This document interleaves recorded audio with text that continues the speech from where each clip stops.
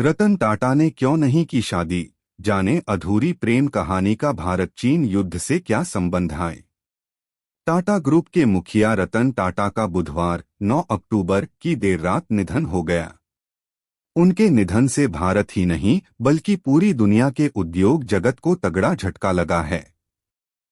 रतन टाटा की शख्सियत को देखें तो वो सिर्फ एक बिजनेसमैन ही नहीं बल्कि एक सादगी से भरे नेक और दरियादिल इंसान भी थे। वो देश के लिए हमेशा आदर्श और प्रेरणा स्रोत रहेंगे। देश पर जब भी मुसीबत आया वह सदैव मदद के लिए आगे आए। उनका जीवन संघर्ष, समर्पण और नवाचार का प्रतीक रहा।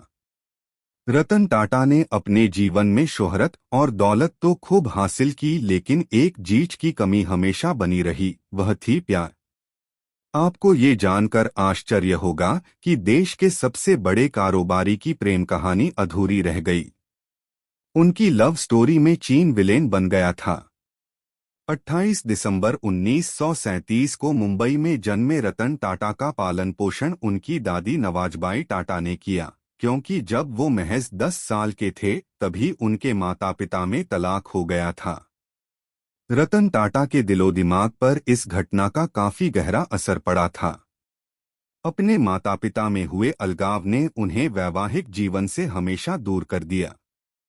हालांकि उनको एक लड़की से प्रेम हुआ था, लेकिन वह अपने मंजिल तक नहीं पहुंच पाया। उनकी प्रेम कहानी में चीन विलेन बन गया था।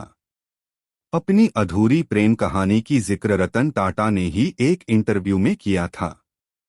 उन्होंने बताया था कि 1960 के दशक में जब वे अमेरिका में अपनी पढ़ाई कर रहे थे तब उनकी मुलाकात एक युवती से हुई थी जिससे वे प्रेम करने लगे थे। रतन टाटा ने बताया था कि उनका प्रेम बहुत गहरा था और वे दोनों एक दूसरे के साथ शादी करने के लिए भी तैयार थे।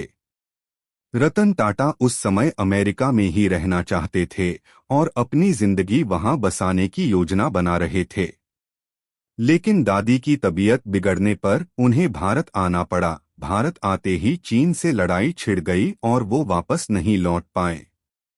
वहीं इसके बाद उनकी प्रेमिका के परिवार ने शादी करने से ही इनकार कर दिया। इस तरह से भारत चीन युद्ध के कारण उनकी लव स्टोरी अधूरी रह गई। अभिनेत्री सिमी ग्रेवाल ने कई साल पहले एक इंटरव्यू में रतन टाटा के साथ रिश्ता स्वीकार किया था। उन्होंने कहा था कि उनकी शादी कई बार होते होते रह गई थी।